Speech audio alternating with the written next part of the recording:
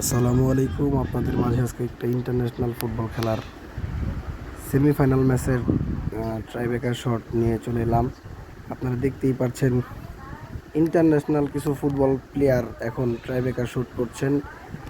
আপনারা বিগত দুইটা শট দেখেছেন, পরের শট আপনারা দেখতেই পারলেন ইন্টারন্যাশনাল খেলোয়াড়েরা শট করছেন। পরের শট এবারে চলে গেল বলের বাহিরে।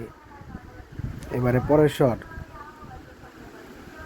ভার থাকে একদিকে, ফুটবল মারা হয় আরেকদিকে। এবারে পরের শট আপনারা দেখতে পাচ্ছেন, এবার কিন্তু গোল হয়ে গেল।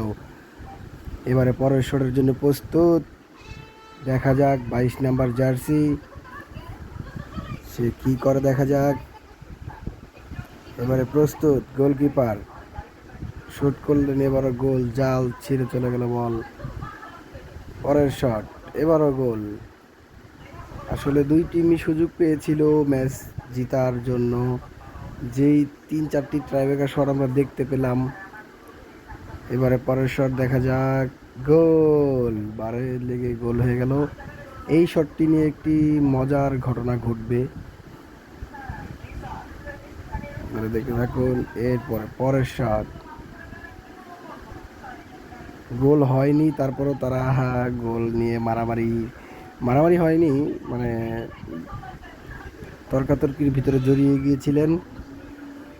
তারপর রেফারি ডাইরেক্ট বলে দিয়েছেন গোল হয়নি, তারপরেও গোল গোল বলে চিল্লাচিল্লি করার পর রেফারির ডাইরেক্ট সিদ্ধান্ত, এই হচ্ছে রেফারি। যাই হোক, আবারও তারা কথা কাটাকাটি ভিতর দিয়ে যাচ্ছিল, কিন্তু রেফারির কথা হচ্ছে গোল হয়নি মানে হয়নি। এবারে পরের শট, আমার এক মামাতো ভাই, জীবনে এমন ফুটবলের শট দিয়ে দেখিনি আমি। না সরি, আমার মামাতো ভাই শটটি দেয়নি, শটটি আরেকজন দিয়েছে। যাই হোক, আপনারা দেখতে পাচ্ছেন এই যে হচ্ছে আমার মামাতো ভাই শট দিয়েছে, মনে হয় ফুটবল ব্যথা পেয়েছে, তার শট দেখে ফুটবল ব্যথা পেয়েছে। এই শট দিতে পারলে তারা ম্যাচ উইন হবে, এবং কি উইন হয়ে গেছে, তারা ফাইনালে চলে গেছে।